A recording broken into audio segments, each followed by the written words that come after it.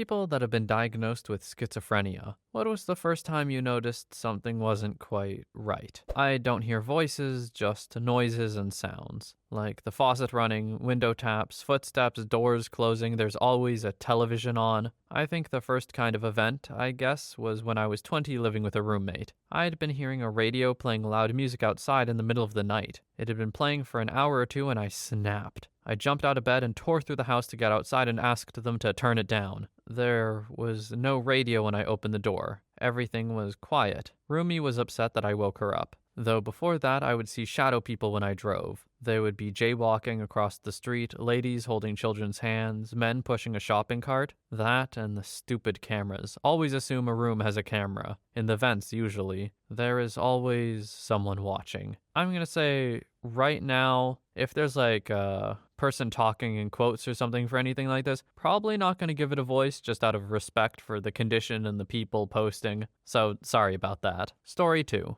I wasn't social because voices told me people were plotting against me. After being in enough situations where I was forced to be social, I noticed a lot of people were actually pretty nice, and the ones who weren't didn't care enough about me to do anything. Once I realized that it was a lie, I started looking for other things to be suspicious about. I'm in a much better place now. Edit. I'm getting a ton of questions, which is totally fine. I'm happy to answer them. Here are answers to some of the most common ones. The voices are not internal, they're an audible voice. The voices are not my own or the voice of anyone I know, they're unique. Not all the voices are bad. Now that I'm in a place where the bad ones don't affect me as much, there are some nice ones too. The voices don't have a set volume. I don't hear voices as often now, and when I do, it tends to be muffled. Like when you butt dial someone and they're trying to get your attention from your pocket. But they can range anywhere from a whisper to a shout. No, I don't think schizophrenia is a decent movie concept on its own. I'd love to have more schizophrenic representation, but a guy with schizophrenia isn't enough to make a good story. Story 3.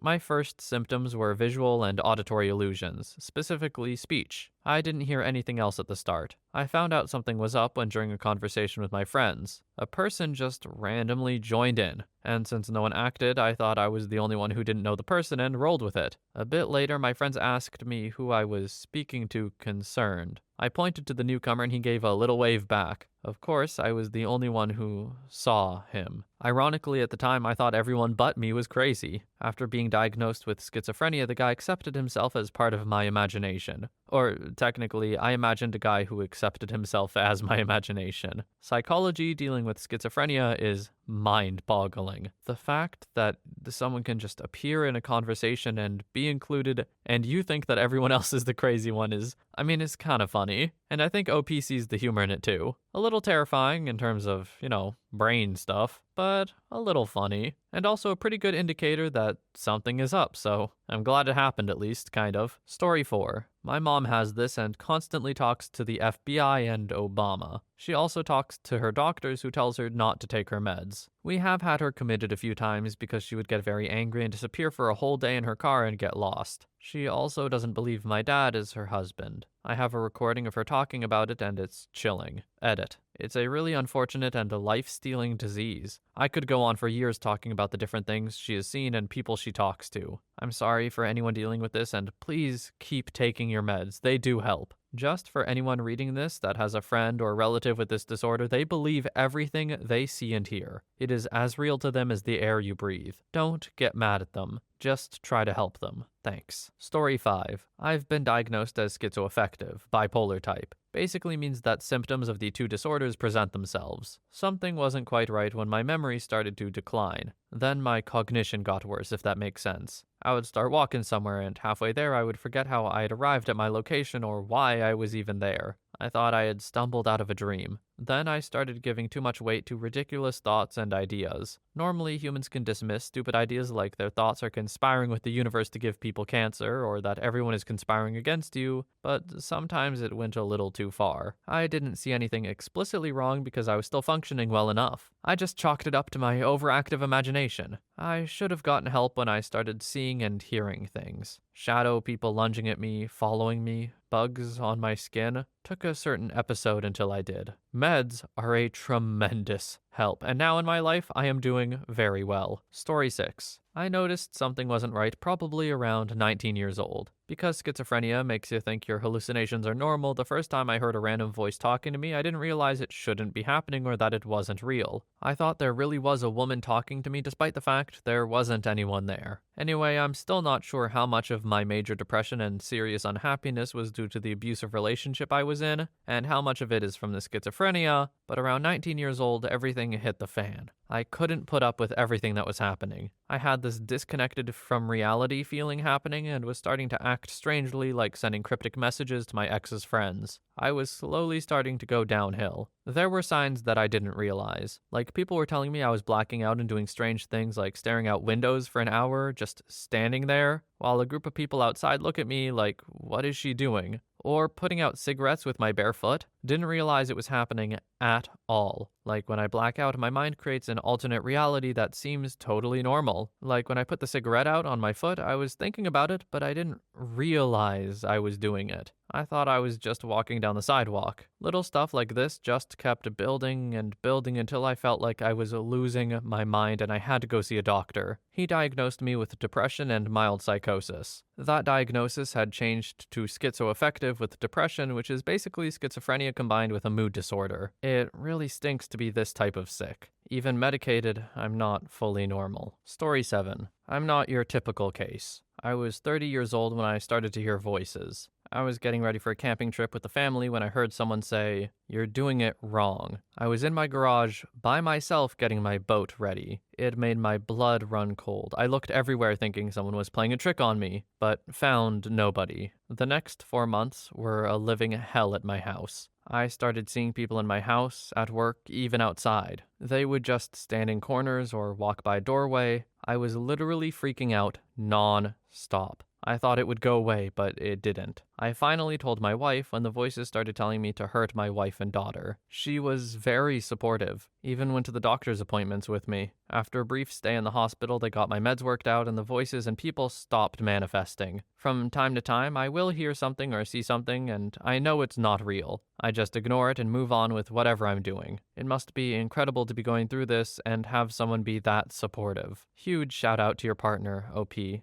And I hope your meds keep working. I just hope that one day in general we have meds that work better for this kind of thing or can actually even deal with the root cause of it. I have a lot of faith in medicine and science, even for someone who has no practical knowledge of it, I guess. I don't know, I just figure the smart sciencey people are doing what they do. And it would truly be incredible to have a lot of these more psychological illnesses to be having some kind of not solution, but just more you can do, basically. That would be great. Story 8. When I knew something was wrong, it was so brief. After that, I was just sucked into the delusions and fear. Time was passing strangely, and my memories are fuzzy about the worst of it. I remember realizing I couldn't function at work. I asked my boss if I could leave and walked home. I didn't live far. I called either my boyfriend at the time or my mom on the way and said something was wrong and I needed help. I had been prescribed some anti-anxiety medication shortly before that, but it put me into a downward spiral. I was trying to save the world. I wanted to solve major problems like world hunger, problems I had no business trying to figure out. Something had happened with my vision.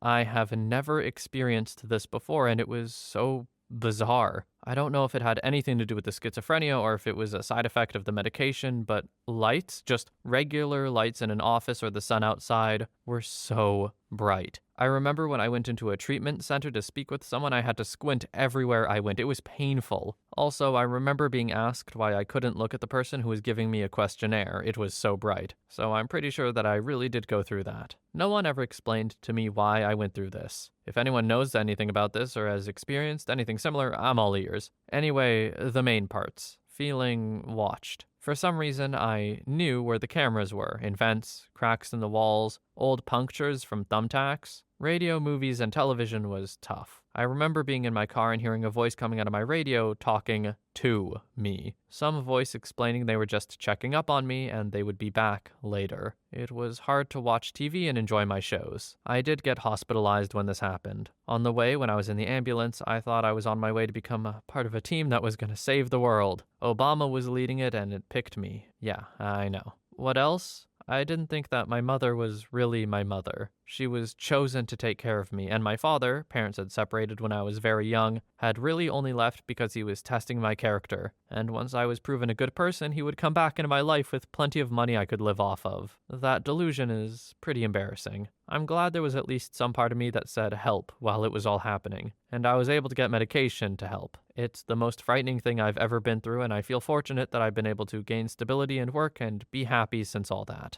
I'm gonna say this to OP, but really it goes to anyone who could use it, I guess, because OP's probably not gonna watch this. Being ashamed for any kind of mental illness is... Look, I'm not going to say don't do it because that's not how it works. I know that. But it's a weight on people's shoulders that I hope that one day they can lift off of themselves, I guess is what I want to say. OP shouldn't have to feel ashamed of their delusions. They don't have any control over them. They didn't ask for this to happen, and they didn't even do anything that caused it. It's just an unfortunate situation that they find themselves in. And to feel ashamed about it just makes it worse and harder to seek help for people a lot of the time. So I just want to say, OP and everyone like you, there's no reason to be ashamed. And if anyone makes you feel ashamed, they suck. Screw them. Like, straight up. Story 9. I'm schizotypal. When I was 12, I stopped going to school. I can't really pinpoint what exactly made me stop going, other than perhaps an instinct that something wasn't right. I felt uncomfortable all the time. It felt like too much effort to keep up with the social things of school, even though nothing out of the ordinary had happened, and I didn't want to be a part of it anymore and became depressed. I think the great discomfort and this really deep feeling of not being like everyone else were the first signs. I was a totally normal kid, but I always just had this feeling that something was off about who I was. I remember having paranoid thoughts that I was actually 2 years older than my parents told me I was. Sometimes other people seemed cartoonish and one-dimensional to me, even sometimes questioned if other people were real, and I was genuinely convinced that nobody actually liked me. I had plenty of friends, though. Sometimes my tongue would feel huge in my mouth, or I would feel like my feet were miles apart even though I could clearly see they were right next to each other. But of course, as a kid, I didn't know that any of these things were abnormal. And you don't really tell people either, so it wasn't until I stopped going to school that my parents had any idea that something was wrong. I went through psychoeducation, not sure if that's the English term, though,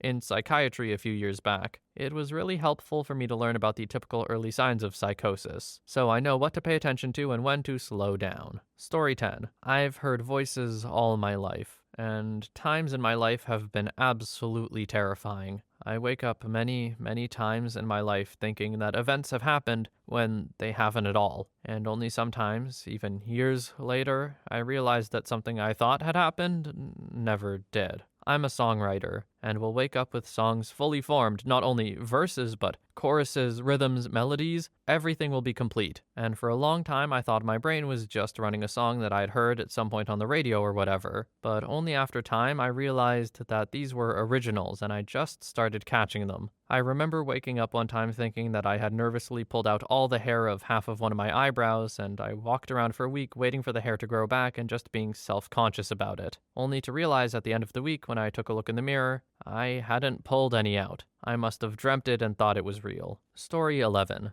I'm not sure what the first time was, but there are certainly some things that stand out in my mind. When I was 12-ish, I was terrified of the spiders in my room. My mom thought it was because I was afraid of spiders, but individually, I didn't mind them. However, I strongly believed that the spiders on my ceiling and walls coordinated to do me harm. I pretended to be sick in bed one day because there was a spider directly over my doorframe and one beside my light switch, and I could smell an ambush. Another time, I was in the shower and something told me I was dead, very convincingly. I checked the mirror immediately because I guess TV had conditioned me to think that dead people don't have reflections. So I finished up in the shower, got out, and went out into the living room where my family was. Of course, I wasn't dead, but they didn't really acknowledge me when I walked into the room, so I just kind of accepted that I was. I went to bed, and for the whole night I thought that I had died, until morning came around. Those two anecdotes are kind of light mode. The one that has really been present is music. I hear music almost 24/7.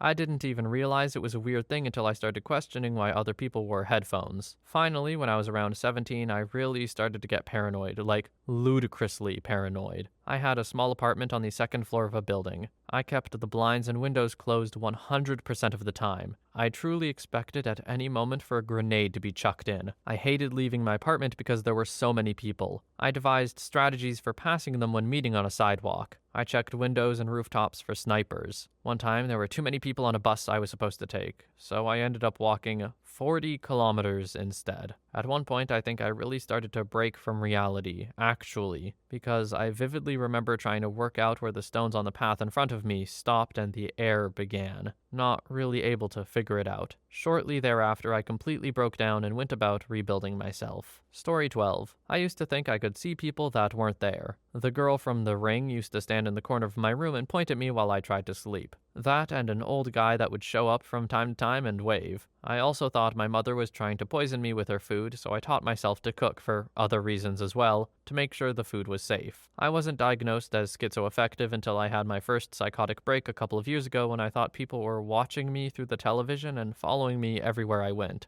I still fight with the paranoia on a seemingly daily basis, and as such, I don't leave the house for usually more than an hour to go to the gym or 20 minutes to go to the store a few times a week. It doesn't help that my dad built spy software for the government when we first moved to the US. It makes for a shadowy group of people potentially working for the government following you around asking you very personal questions when you're sitting at a cafe almost plausible, which is just frickin' terrible to deal with when you have to question reality all the time. Story 13. My son is 13 and has schizoaffective disorder. Basically, it's schizophrenia and bipolar all mixed together. Fun, right? Anyway, he hears voices and sees shadows out of the corner of his eye. Earlier this summer, after a bad year of school and all the stress of transitioning from school to summer, he's autistic as well, so changes of routine affect him greatly. He had a particularly bad episode where the voices told him to hurt his little sister. This has happened before, and she's a pretty big trigger for him, but he was able to resist. This time, that didn't happen. Luckily, I was there to stop him before things got really bad.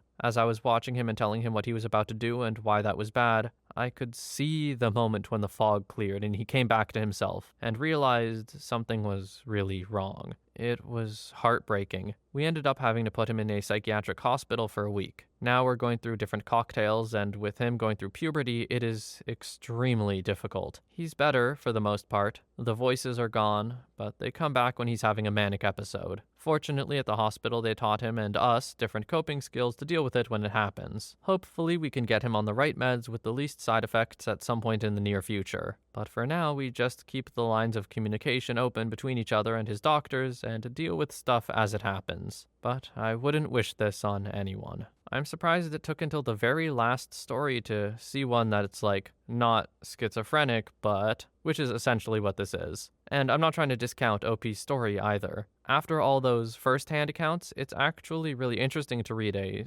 third-hand account. I can't imagine how hard it would be to be the parent here at all. It's horrifying to think that your baby can just have a bad episode and want to hurt his sister. OP seems like they're dealing with this with a lot of grace, and I really respect that. I do. That's incredible. Anyway, I know I didn't do a lot of comments for this one, but there wasn't a whole lot to say. I don't have input on these kinds of things, really. Anyway, thank you so much for watching. I'm wishing you all the best. I also hope you have a wonderful day or night wherever you are. I'll see you in the next one.